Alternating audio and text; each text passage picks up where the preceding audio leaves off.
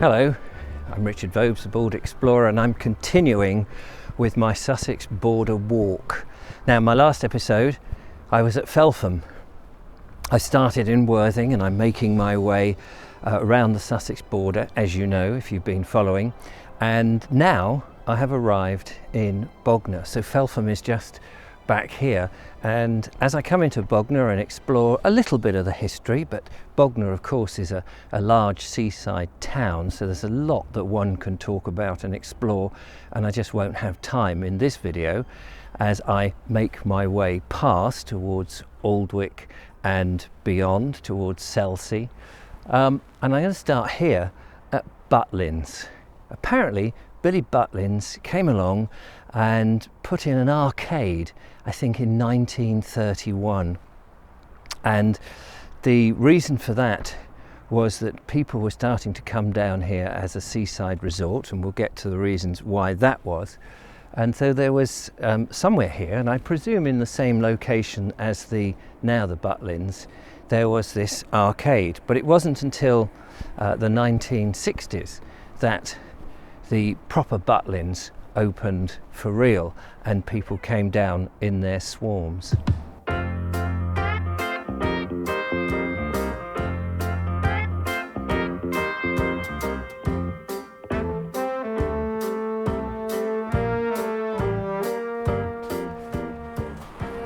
Many years ago, I think in the 1980s, I wanted to get into the entertainment business and I applied to be a redcoat at Butlins, and I couldn't get in.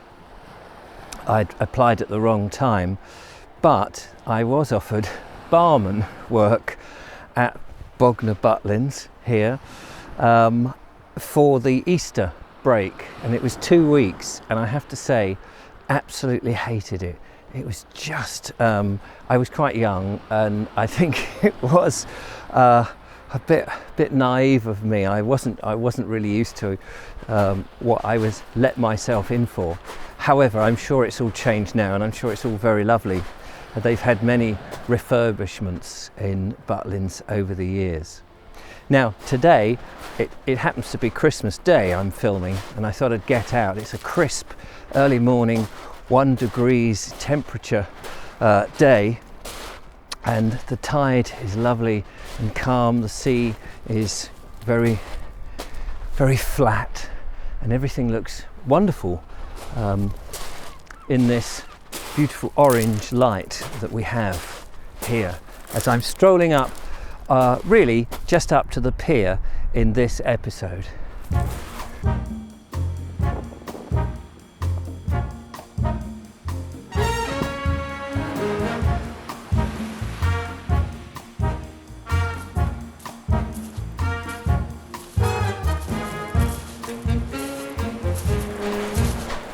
The land is flat around Bognor,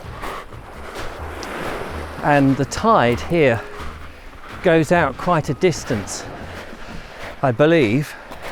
I've never really come to Bognor itself to enjoy the seaside, but it was famous for its sands, and it went out quite a way. And people would come. In 1905, down here on the beach is when the first bathing machines were erected, and you could push them out into the water down on the sands here, which must have been quite a fascinating and delightful sight. Of course, all of that has since changed.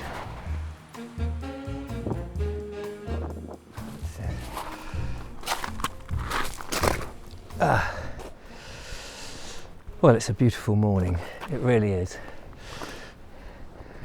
I don't know whether it was a beautiful morning in 1784 when Sir Richard Hotham, who was a hatter, a hat manufacturer or maker designer in London, he came down and saw the charms of Bognor and thought, I'm going to turn this into a resort to complement Brighton and Worthing, which at that time people were going down in the in the late 18th century to the sea to take the waters for their health. And maybe there was something about the Bognor seafront and the Bognor area that appealed to him, and that was his plan. He was going to rename it as Hothampton, which is hard to imagine it being called that. I guess Southampton, Hothampton, Littlehampton, it would have been in keeping with all the Hamptons. But as it grew and people did come down and speculated and built some of the Georgian buildings down here, it never really took off. It never really matched what he had hoped. But he built a theatre, he built a library, there were cold water baths, and of course a hotel.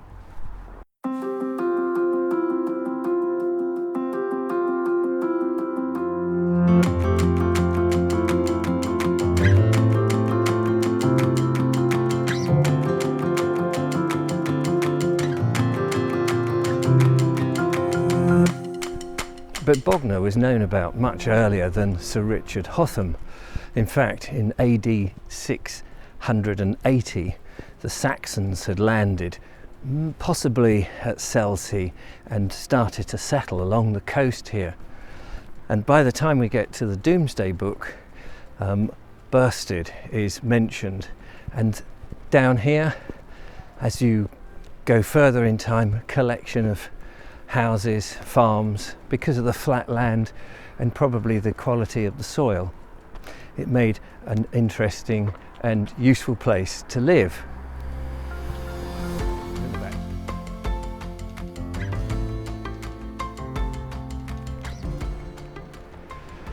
Under this scaffold here seems to be an old bandstand, and we can't actually see it, which is a bit of a shame, but I think the Carrots Band, I think it's being renovated. I think that's what's going on. Restoration of it. And you can imagine, like so many of the seafronts down in that Regency period, people were coming down and enjoying the bands and the amusements, the donkey rides even, down on the sands at Bognor. Lots of things. In fact, it was a place that King George V took his recuperation when he wasn't feeling very well. He was advised to come down to the coast, and he came, of all places, to Bognor, I suppose because it was quiet and out of the way, in 1929. And as a result of that, of course, it got the title Regis, Bognor Regis, which is what it's known today. But I think most people, certainly the locals, probably still refer to it simply as Bognor.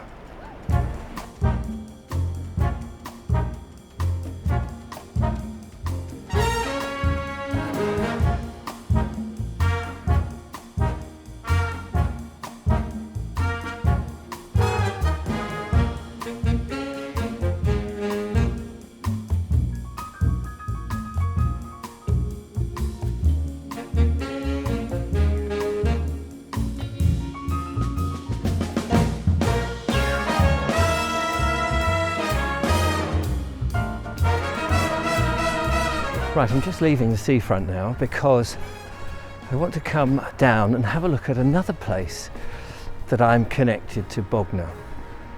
Many, many years ago, again in the 1980s, I think it must have been, the early 1980s, I was involved with the County Players, a sort of county-wide casting of amateur theatres. And I was involved. George Rawlings, who was the council's drama advisor, ran this thing, and we put together, we all put on many, many plays, and I was involved in some of them at that time. And I can't remember what the production was. I think it was Oh What a Lovely War. And we came and for, I think, a week, performed here at what was, and I don't know if it still is, the Alexandra Theatre. And the theatre hadn't been open for very long at all when we came and performed. And we were one of the first amateur groups. I think we were the first amateur groups in the theatre. I think they'd had a couple of professional groups, so it was brand spanking new when we came. And yes, there we go, the Regis Centre, the theatre is still here. How about that? Of course, this year theatres haven't exactly been open terribly much, and that's a great shame, of course, and it's a worrying time for theatres. But yes, inside that yellow brick building, I remember performing and doing all sorts of silly things on stage.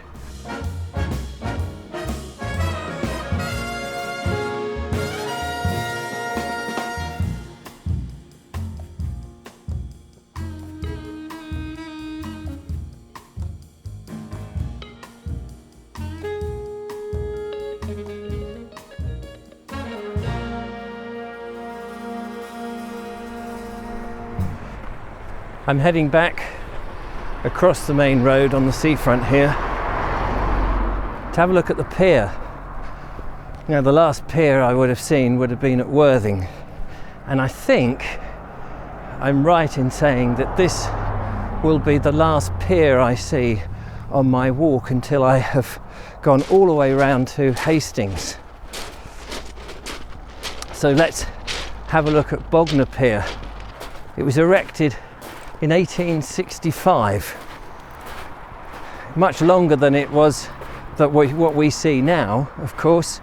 There was a storm in 1965 that rendered the end bit useless, and it collapsed. And so many piers have had so many accidents and problems. Some have caught fire, some have collapsed in storms, others have been hit by boats.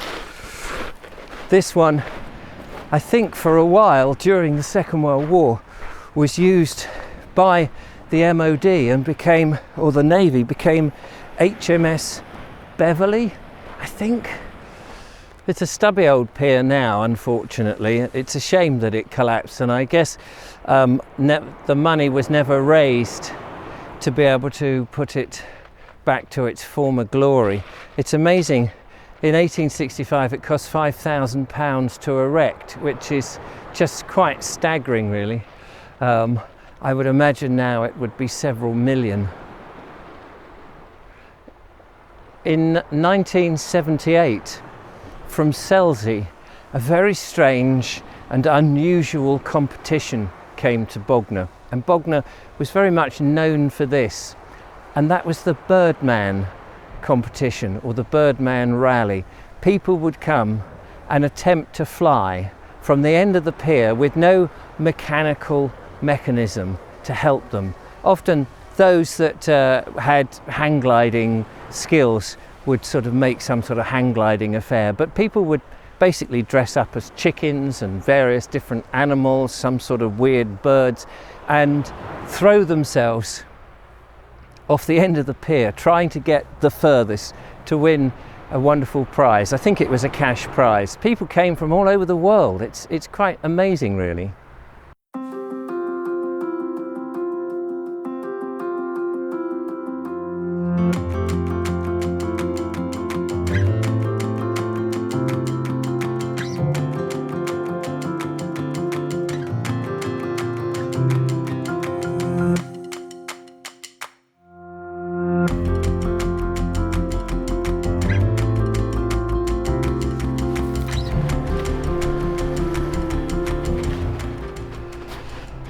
I have in my hand here Wardlock's Red Guide to the West Sussex coast, and I was doing some research about the West Sussex coast, clearly because I'm going to be doing my walk along it, and in there was this very strange footnote, and it talks about 200 years ago that out where the sand is at low tide there used to be an inn, the Fox Inn. Now this is really bizarre. We know that from the previous episodes I've been talking about coastal erosion and how the churches and various other places had disappeared over the years.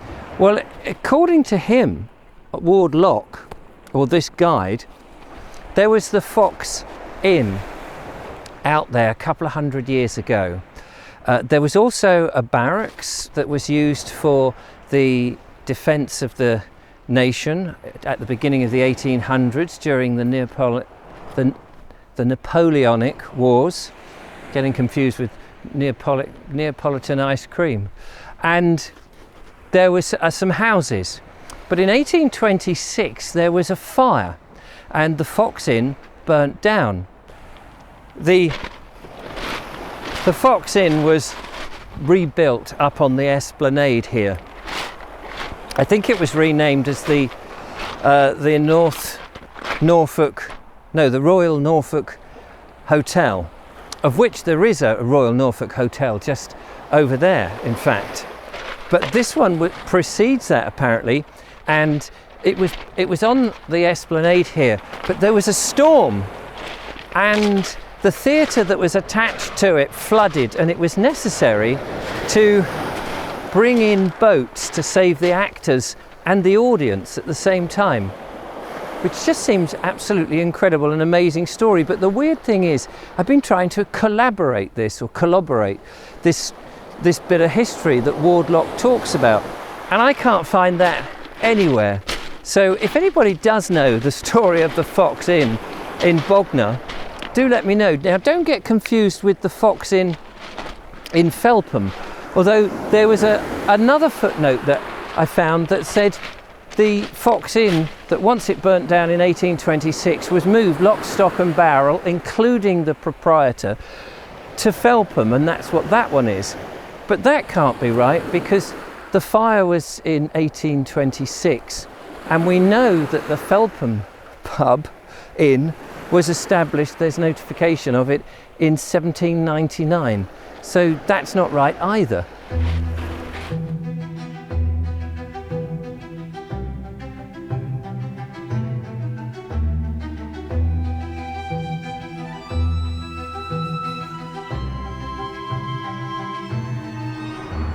I think this must be the Royal Norfolk here, and clearly it's undergoing complete restoration yet again. So it's fascinating how the life of a hotel on the seafront just changes over and over. In fact, we can have a look in here, and I think it looks like they're building the whole thing from scratch. So it'd be interesting to see what happens to it in the future. Right, time to get back down onto the seafront here, because I shall be heading on towards Aldwych, which is the next part of my journey, heading over towards Selsey. But before I go, I just want to show you some old maps, because if you look on old maps, you'll see that there is I guess they're famous in Bognor, the Bognor Rocks, which at low tide, I don't know if you can still see them, but they stretch outwards into the sea that way. Well, they're known as rocks, but again, curiously, and this only came to light the other day, in Wardlock's little footnote on his look at Bognor, he mentions these rocks, but he says that when the tide goes out, you can just see, now this was published in 1966, he says that when the tide goes out, you can see the remains of fossilised trees, the stumps of trees. I thought that was quite unusual and possibly wrong, but thanks to Lee Lawson, one of my viewers, she came back to me and said, you know, yes, they are fossilised trees. So although it says Brighton Rock, or Brighton Rocks in this sweep, these old, they must be as hard as rocks now, I imagine, are in fact the remnants of trees that once grew down here on the seafront. So how about that for a little anomaly at the end? Well, I shall be continuing my walk, not quite sure when. We're in the depth of winter, and of course the weather is changeable. But thank you very much for watching this episode. I hope you've enjoyed it, and I will see you again on the next one. If you've enjoyed it, give me a thumbs up. Don't forget to follow, like and subscribe, and become a patron and support what I do, and I'll continue to make these videos. Till next time, have a good one. Bye bye for now. Bye bye.